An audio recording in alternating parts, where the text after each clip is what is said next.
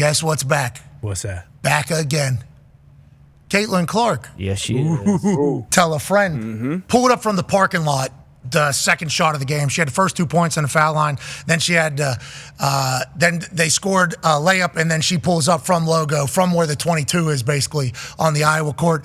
Cash. She has surpassed everybody in the amount of time that she has played in the WNBA. She fills up every arena in every town that she goes to. Teams have to go to bigger arenas so that they can try to profit off the Caitlin Clark train coming to town.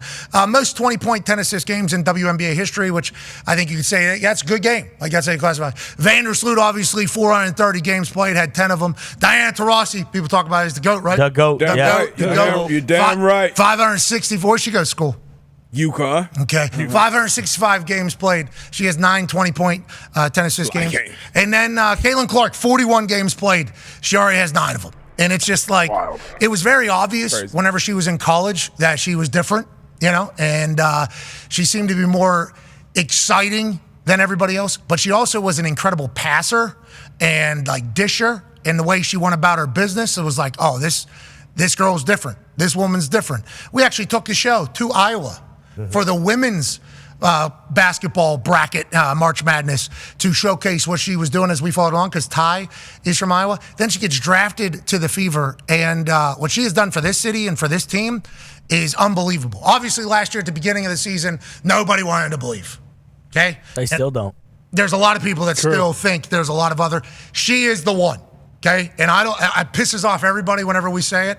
And then obviously it becomes a whole thing because we're a bunch of doofuses and things like that. But like, this is the golden goose. This is the one. This is the generational, multi-generational player. And we're incredibly lucky that she's in Indianapolis. And she went fucking ham in the opener against the Chicago Sky. And there was a little scene, you know, because Angel Reese comes out, same class. Caitlin Clark comes out, same class. A lot of people saying, obviously, Angel Reese is a massive part of this women's basketball rebirth, which I agree. I agree. She was certainly a part of the entire story and everything else happening. But there was a moment in the game where Angel Reese has a little bit of a push-off on an offensive board. Obviously, she's great at getting rebounds, incredible underneath. Caitlin Clark says, what the hell is that? Come on! Caitlin Clark says, what the hell is that, to the ref? And then she says, and most basketball people say, that's a take foul. Instead of a layup, we're going to make you earn it. I think Angel would miss one or both of those free throws instead of getting a wide open layup in that entire thing. Angel was pissed off, thought it was a flagrant. Afterwards, everybody said, it was a take foul, it was a take foul. But it was very convenient how most of the internet, not all of the internet, most of the internet though, clipped out Angel Reese pushing the Fever girl in the back, Caitlin pointing at the ref, like, what are we talking about here? We're not calling that. They clip that out. They just go to right here, bang, Caitlin Clark fouls Angel Reese, and then boom, buzzsaw on the internet about Caitlin Clark and Angel Reese. Ultimately, I think the buzz is good for the WNBA as a whole. I know it's probably not fun to be a part of if you're Caitlin or Angel Reese or anybody else, but in the end, the Indiana Fever win by 100, and Angel Reese and Caitlin Clark have started their second season in the WNBA, and Caitlin Clark is on track to be the greatest of all time. Yeah. And I believe she is already top 3 in triple doubles in the history of the WNBA too. That's why, like, I don't like. There's no argument. Like, I don't understand. Like, people can yell until they're blue in the face. Like, the proof's in the pudding. We've seen all the stuff. And you say, like, it is good for the sport at large, but I think a lot of people get turned on. Like, it just always goes into a race thing. Like, every single time, no matter what, that is always the discussion. And then they squash it right afterwards. It's like, no, not really. That's kind of just a basketball play. Like, in every league, there's going to be like adversaries. Like, you know, Angel Reese is the foil for Caitlin Clark and vice versa. Like, they don't have to get along, they don't have to like each other. They're competitors. Like, that, this kind of shit happens. But every single time something like this happens, and we have to go right back to full on. Yeah, exactly. And it doesn't get moved at all. So, like, we're not talking about the game. We're talking about that play, and that's it. You know. And then we'll get the stats about her 20 points and 10 assist games and the triple doubles and all that. But the discussion always comes back to this, and I think that's why a lot of people are just kind of fed up. Well, just know, if you watch a Caitlin Clark game, and I'm not saying that I watch any of the other teams play, okay? I watch Indiana Fever play. Sure. So I'm just going to talk about Caitlin Clark. The Las Vegas Aces, great. New York Liberty, great teams. When I see the Fever play, I'm like, these are great teams. Los Angeles, I think they got Kelsey Plum out there. Yeah, they do. I think they're going to be great. There's a lot of great teams. I'm just talking about watching Caitlin Clark play. electrifying. Yes. Absolutely. She will pull. She will pull that shit up. She will shake, sidestep, step back, not scared. And then she'll do a no-look pass, full court passes. I mean, her teammates have to get used to her passes, I think, because they've never really seen it before. Yep. She's great for the sport. She's great for the game. And as a guy that has a daughter, Mackenzie, it's great that she's in our city.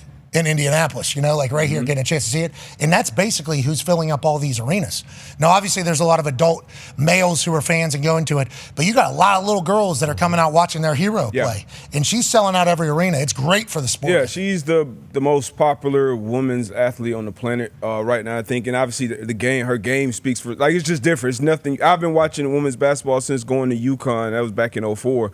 And you just have never seen, you've seen dominant players. You've seen Bree Stewart come and win 4 championships. Maya Moore, Rebecca Lobo, of course. It was before my time, but just her style of play, shooting the deep threes, the passes that she has, she's probably the best college scorer, men's or women's, when it comes to wire to wire as far as the career goes. And like Ty said, that shit with her and Angel, that's basketball. We see it, we watch the playoffs, you see a hard foul, guy gets up, talk shit.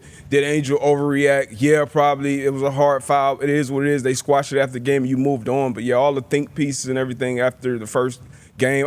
Hey, it's numbers, so I'm sure the WNBA probably likes that part of it, but the other side of it, I think is pretty shitty. The sport is worth watching. The sport, yeah. We don't need all this shit. Yeah. I mean, what is this, 25, 26 years now for the league in general? So I think we got daughters in here, so where this league will be, where women's basketball will be 10, 15, 20, 30 years from now, I think it'll be in a much better spot because of all the talent and what we're seeing now on a nightly basis. Watching Caitlin become confident that she's the one out here, too, is awesome. Yeah, it's press conferences, she's leading. Coach is here. Aaliyah Boston's here. Yeah. Kelsey Mitchell, dog, great player. She's down there. It's this is Caitlin's team. That's kind of the other part of it, too, because a lot of people kind of almost treat her like she's a damsel in distress type. But Caitlin, you would know this more than me. When I watched her play, she was the villain. She wanted to be the shit talker. She was the dog. She was gonna be in your face. This shit's, everybody remembers Angel for it, but that was, Caitlin was doing it. Wasn't the same way, but that mannerism and how she played, Taurasi. She's an asshole on and off the court, and that's the part of reason Jordan. She was wearing Kobe's. Yeah, the special custom Rookie of the Year Kobe's. She's cut from that cloth. So I just love competitors. I love shit talkers, and I love to see it on the biggest stages. Whether it's Asia Wilson, Caitlin Clark, whoever it is. Big time. Kelsey, she dropped 37, I think. Yeah, for Los Angeles. Yeah, so she feeling free out there in LA. Looks like it. Might be. Let's pivot away from WNBA. How many games? We have the schedule up. They were 20 and 20 last year, so 40. 40 games? Good luck, ladies. Good luck against the Fever.